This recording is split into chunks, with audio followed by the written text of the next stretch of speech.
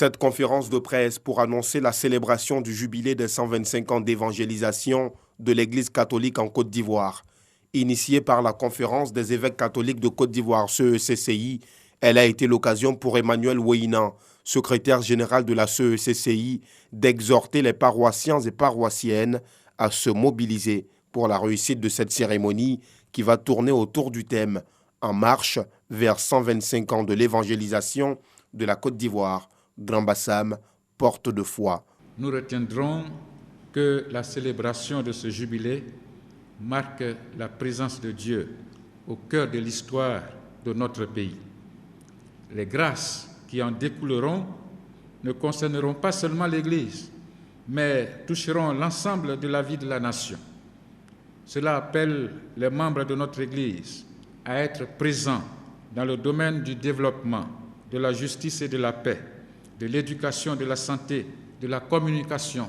La célébration des 125 ans de l'Église catholique va débuter le 9 janvier avec une prière d'intercession et d'adoration à la cathédrale Saint-Esprit Moqueville de Grand Bassam pour prendre fin le 24 janvier. Pour Monseigneur Jean Kwasi Bonzo, vicaire général du diocèse de Grand Bassam, 125 ans après, le bilan reste positif. Nous avons des catéchistes, nous avons autant de baptisés de confirmés. Nous avons des structures qui sont mises en place et ce n'est pas rien. Il est clair qu'en 125 ans, on pouvait en faire encore. Et nous avons encore beaucoup à faire ensemble.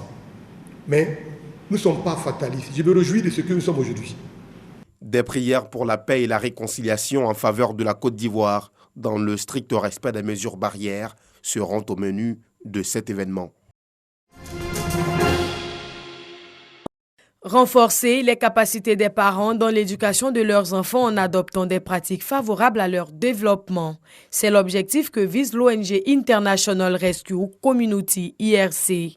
61 conseillers d'éducation préscolaire renforcent leurs capacités en éducation parentale. Ce programme est mis en œuvre par le personnel du ministère de la Femme, de la Famille et de l'Enfant, formé et encadré par le personnel de IRC pour s'assurer de l'appropriation de l'approche. Ces travailleurs sociaux formés seront chargés à leur tour de former au total 1600 parents. Un exercice qui vient leur faciliter la tâche selon les bénéficiaires. Ce programme sera d'une grande utilité dans la mesure où les connaissances que nous allons avoir ici vont nous permettre aussi d'apporter un plus dans l'éducation des enfants, c'est-à-dire apporter un plus chez les parents au niveau de l'éducation de leurs enfants, tant au niveau de l'institut, tant au niveau du domicile. La méconnaissance des bonnes pratiques nécessaires à l'épanouissement de l'enfant conduit aux violences domestiques sur eux. Le ministère de la Femme, de la Famille et de l'Enfant salue donc cette initiative financée par la Fondation Jacob et le programme Transformer l'éducation dans les communautés de cacao. Aucune formation n'est de trop. Ayez toujours à l'esprit que le bénéficiaire final est l'enfant à travers ses parents. Madame la ministre compte sur vous, sur votre assiduité, votre ponctualité. Le programme d'éducation parentale Les familles font la différence a démarré dans sa phase pilote dans la région du Gor. Il a permis de renforcer les capacités de 201 parents et a impacté 770 enfants de 0 à 5 ans. Ce projet a également permis la construction et l'équipement de 3 centres d'action communautaire pour l'enfance. Laisser à la postérité un cliché de l'impact de la COVID-19 sur le monde. Voici l'objectif qui a poussé l'écrivain Joël Nguessan à coucher son encre sur 218 pages entre mars et juin 2020. Coronavirus ou le crépuscule de nos orgueils vient de paraître chez Gad Éditions dans la collection Des voix de mémoire. 7 chapitres soutenus par des chiffres et des illustrations. Le livre est préfacé par l'ancien Premier ministre Charles Konambani, à qui l'auteur emprunte l'expression « le petit soldat invisible du monde » parlant de la Covid.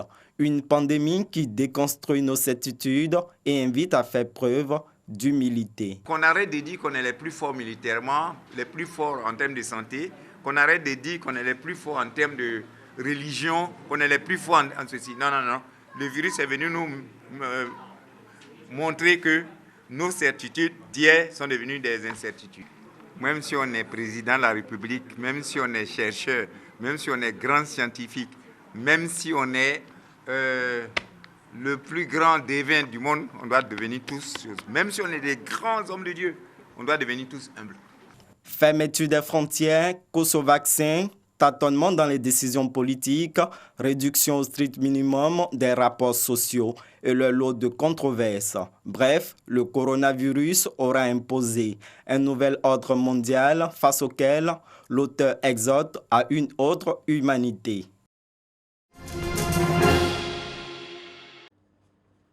Collecter, traiter, diffuser l'information sanitaire et élaborer le rapport annuel sur la situation sanitaire.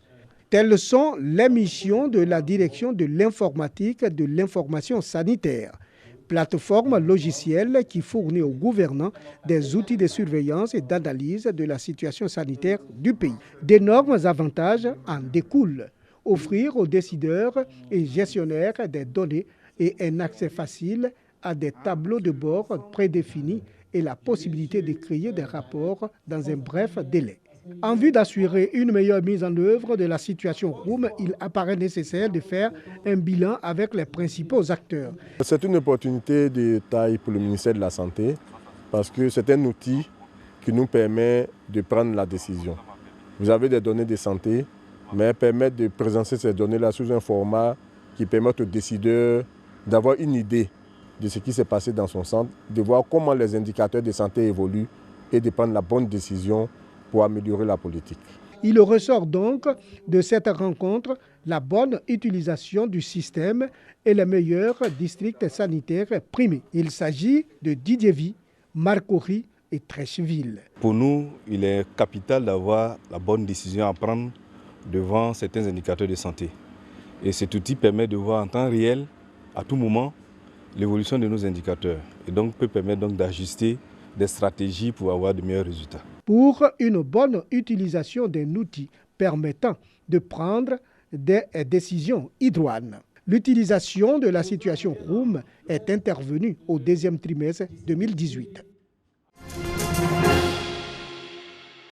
C'est une image historique. Le drapeau britannique retiré du siège du Conseil européen à Bruxelles. Après 47 ans de mariage et 4 ans et demi de négociations, le Royaume-Uni vient de quitter officiellement l'Union européenne ce 1er janvier 2021, après avoir signé un accord de 1246 pages qui guidera désormais les relations.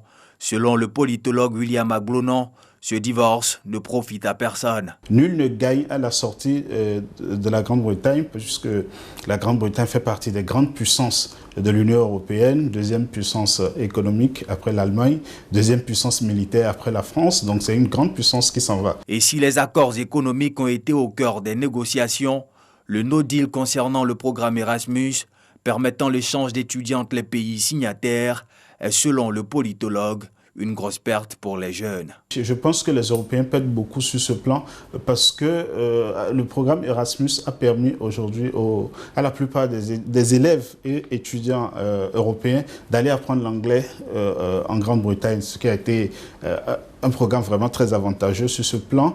Et beaucoup de programmes ont été développés, beaucoup de formations ont été développées en Grande-Bretagne et qui s'adaptaient aux besoins des autres pays de l'Europe. Mais en même temps, les Britanniques aussi perdent parce que beaucoup de Britanniques allaient en Allemagne apprendre l'allemand, beaucoup sont allés en France apprendre le français, étudier en français. D'un point de vue général, je crois que c'est une perte de part et d'autre. Mais quelles incidences pour le continent africain? Dr William McBlonon estime que l'Afrique, partenaire historique et privilégié de l'Union européenne, pourra désormais, avec ce Brexit, négocier en toute liberté avec le Royaume-Uni. Sur le plan économique, l'Afrique pourra quand même tirer parti de ce divorce si elle s'y prend bien. C'est en juin 2016 que les Britanniques ont approuvé la sortie de l'Union européenne à la faveur d'un référendum. Depuis, Britanniques et Européens étaient à la recherche d'un accord. La fin de ce feuilleton Brexit est clairement une nouvelle ère pour la diplomatie moderne.